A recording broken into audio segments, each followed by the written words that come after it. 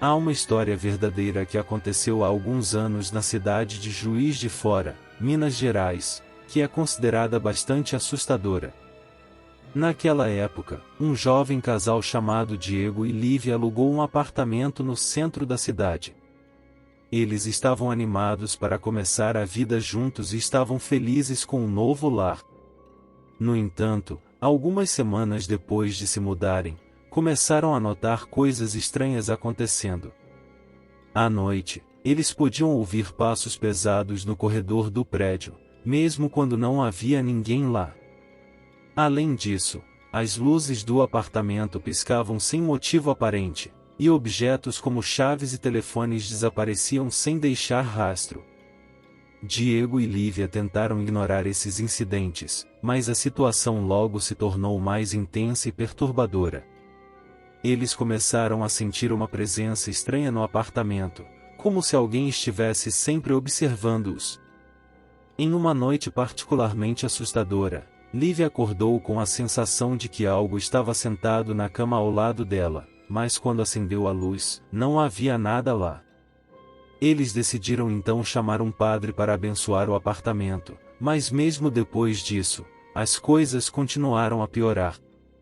Uma noite, enquanto estavam assistindo TV na sala, Diego viu uma figura estranha se movendo rapidamente no corredor, mas quando ele foi verificar, não havia ninguém lá.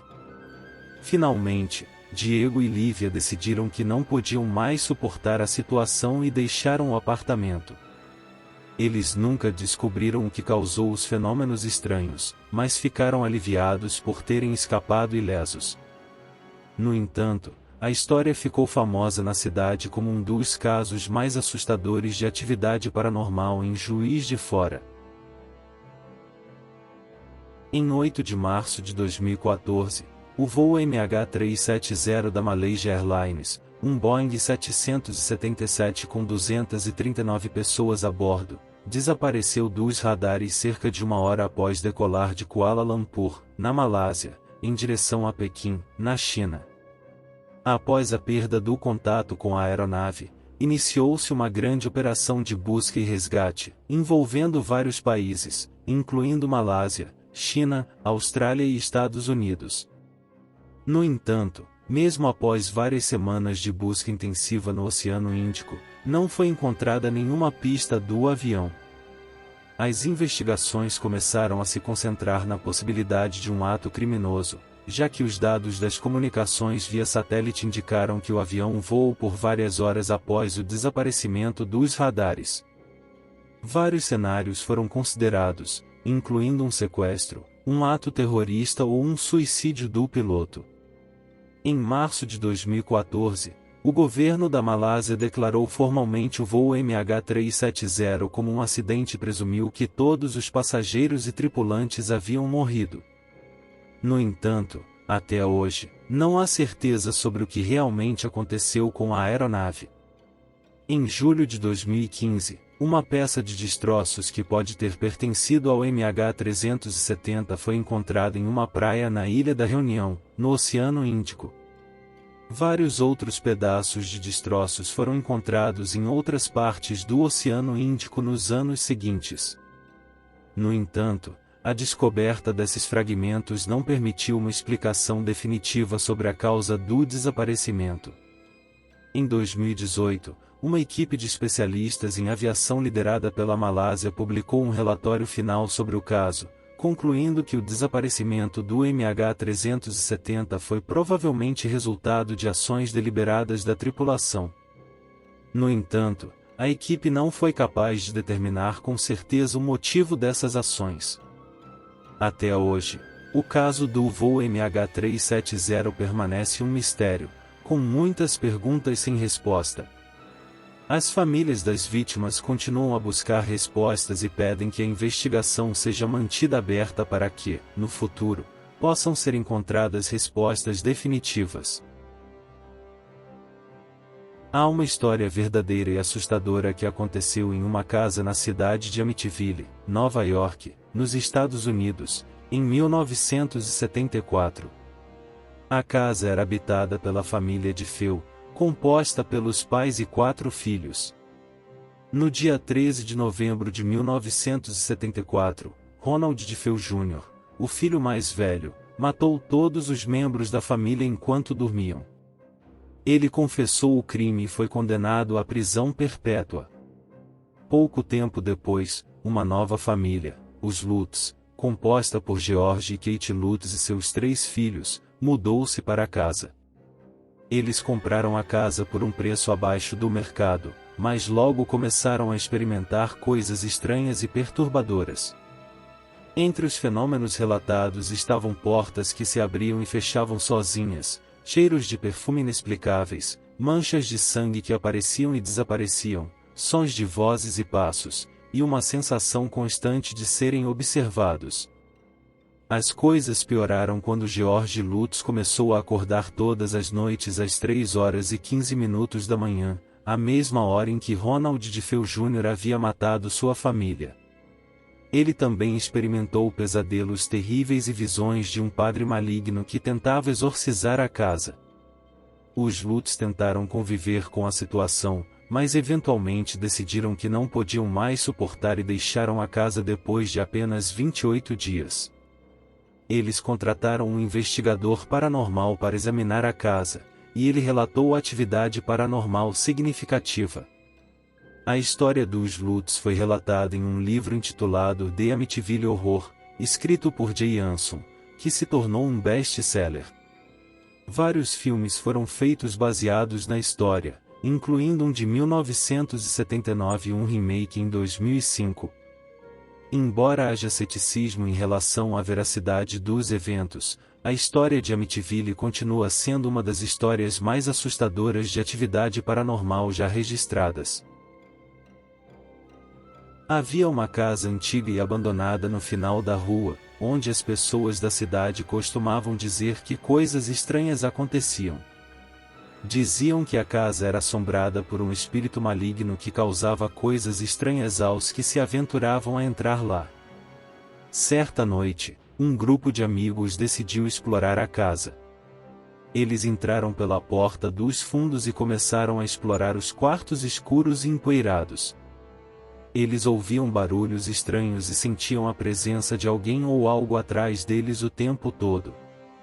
Enquanto andavam pelo corredor, ouviram um som estranho vindo de uma porta fechada.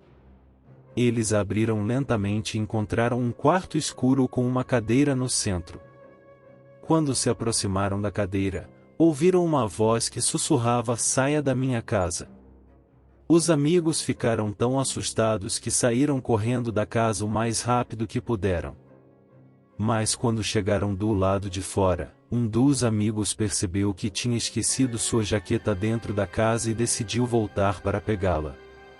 Enquanto ele entrava novamente na casa, os outros amigos ficaram do lado de fora, esperando por ele.